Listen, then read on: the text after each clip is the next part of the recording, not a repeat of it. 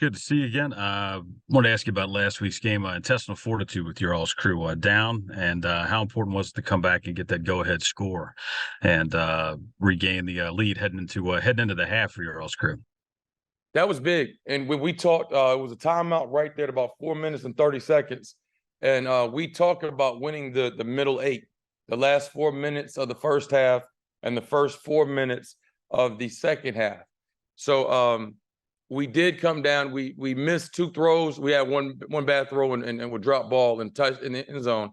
We wanted a touchdown, but we did end up with three right there. But that was really good to see because we really challenged our guys right there. And to go up at halftime, it was only about 1 point, but that gave us some momentum going into the half. All right, our next question's from Lawrence Davis. Go ahead, Lawrence. Hey, Coach. Good afternoon. I know you guys love to compete and measure yourself against the best. Just kind of talk about the challenge that facing a nationally ranked team this week. Kind of talk about that challenge and how excited are you to kind of measure yourself and your team against a really good another really good program? Yeah, it's definitely gonna be a challenge. And I don't. You talk when Kyle said they ranked 24th. I don't think it's 23 teams out there better than these people right here. But we scheduled this game so our guys can have an opportunity to play against one of the top FBS programs out there. We have a bunch of scouts that come through here weekly, and they want to see our guys play against top talent. So we for you to be able to get ranked nationally, you have to play against tough opponents. For you to be able to get your guys exposure with the NFL and let those guys get evaluated versus top 4 and 5 star prospects they have, I think it'll help you in the long run. So we have a good football team here. We're going to have our hands full. They are very good. So we're going to have to obviously take care of the football. And there's some things we talk about as far as not letting the game get away from you early, those 8 minutes in the middle, and then getting the game to the fourth quarter. That's in my mind, that's the plan to have a chance to win this football game. Is you got to get the game to the fourth quarter. And you mentioned special teams a little bit earlier. Kind of talk about how important special teams has been. It seems like for the last couple of years, that's been one consistent factor that you guys have been able to lean on. Has it seemed that way to you? Yeah, but I mean, we've given up a couple of returns over the past couple of years. I think we've given up three returns for touchdowns, and that's unacceptable. So, Coach Bennett and myself are spending a lot of time this week to try to clean up some stuff in our coverage units. But last week we did. Brendan Codgin did have a big return last week. He was down this past weekend, so we had a freshman, Marquel Quick, back there. But overall, I thought special teams had a solid day. I don't think we won the special teams battle this past weekend, though. Our next question's from Byron Paris. Go ahead, Byron. Is this team defensively any different from last year? Definitely. We're a little older. I think we are a little more athletic, and I think we're much faster than we were last year. We have an older secondary, and those guys really gel together. They do a great job of communicating, and I think the chemistry is really there in the back end. Those guys have a tight brotherhood, and it shows when they play on Saturday. And then up front, I think we've done a much better job. Coach Coy's done a much better job attacking people's pass protection, as well as our run fits are a lot better this year. So, but I think the biggest thing overall is we're a little more athletic and faster this year. Our next question's from Caleb Veal. Go ahead, Caleb. Hey, Coach. My question is, what you mentioned earlier, with all the emotions that comes from a football game, from a mental standpoint, with the coaching staff and the leaders of this team, how do you guys stay composed? I mean, we hear you use the term thermostat mentality a lot, but what else goes into that? That's part of the culture here. And it starts with me. I'm not, I don't kick coolers over and raise a whole lot of sand in the locker room and stuff like that. So, we'll have our moments where, I'll get their attention. But you got to stay focused. And I don't think you can do that by yelling and screaming and all that stuff the whole game. So, if something good happens, we're going to keep playing. If something bad happens, we're going to keep playing, and we're going to keep playing for 60 minutes or however long it takes. So, at halftime, it was real low key. Guys were just, sitting down and hydrating, and then we, made some adjustments, and we brought to their attention, things that we needed to get cleaned up.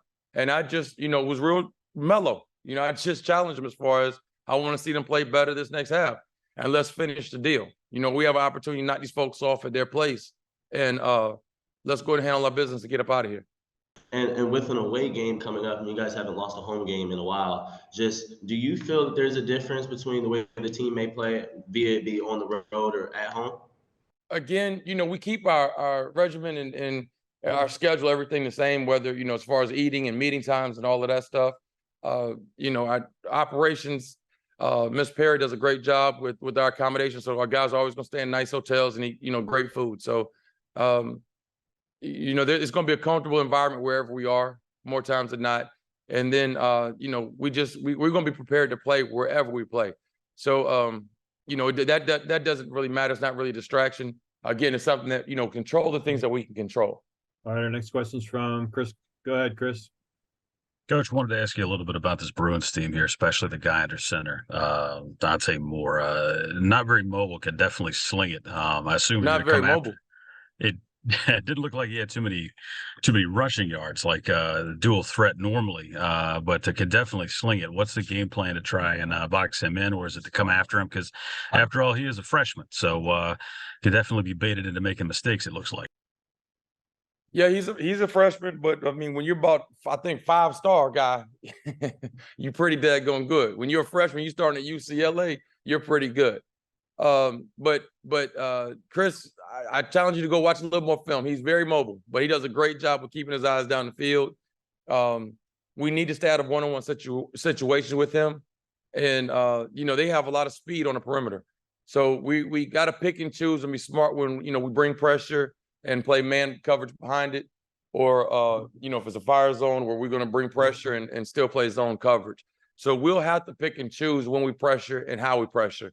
But he is as advertised. He's worked every one of them stars. I want to ask you about playing in a coliseum like the Rose Bowl there. I mean, you played in big places before; it's nothing new. But how do you thread the needle between enjoying where you are and looking around and relishing the moment, and then getting back to work, if you would, for your guys? It's it's football, so we'll take the guys over there to the stadium on Friday, let them walk around and get a good feel about it and look around and all that stuff. But on Saturday we got to play the game, and it's similar to. I'm not going to say similar, but it's when, we were in Greensboro this weekend, it was a packed house there. And, our guys, we limited the distractions. They were so locked in. We played well and we took the crowd out of the game. And I think that was a big part, because usually when you go into their stadium, their crowd is usually, off the chain in there. But it was quiet in Aggie Stadium this past weekend, man. But, we just have to, focus on the game. And we can't be, in awe of how big the Coliseum is, and we're in the Rose Bowl and all that stuff. Just play football. All right, our next question is from JB Ricks. Go ahead, JB.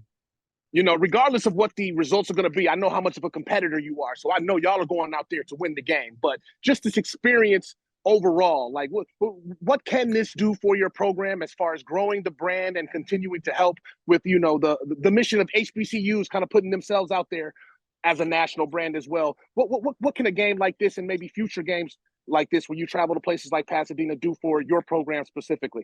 Yeah, well, we have an opportunity to take our brand out west, from perspective of MEAC and North Carolina Central University. A lot of our guys have never been to the West Coast, so it'll be a great experience for them. And we'll have an opportunity to have some events that these guys can go to, and so it'll be a great experience for them. And then hopefully we play really well and figure out a way to win this football game. Yeah, and speaking of winning the football game, I mean, just from a competitive standpoint, like how much are you guys attacking this game as far as, hey, we want to go out here, shock the world, pull off an upset like no other, and, potentially bring one of the biggest wins ever in this program's history? How are you guys attacking that from a competitive standpoint? Well, we're going to prepare the same way, and I'm not going to put any added pressure on the guys to make the game any bigger than what it is. We know how good of a football team they are, and we're going to have to play nearly perfect to beat them. We know the challenge at hand. We know that. But let's just take it one play at a time, one quarter at a time. And like I said, let's try to give ourselves an opportunity by protecting the football, limiting their big explosive plays, and getting the game into the fourth quarter. But, they are, I can't say it enough, they are a good football team. All right, we have another question from Byron. Go ahead, Byron. What are you expecting from the receiver, J. Michael Servant? He just seems like he's racking up a lot of yards. Yeah, they have big receivers that can run. I mean, they 6'3", 200, 6'3", 220. So they're big body guys. In our league, they'd probably be tight ends, but they got some big physical receivers. They're great route runners. They can take 3-step routes and make you miss taking the distance, or they can go up top on you.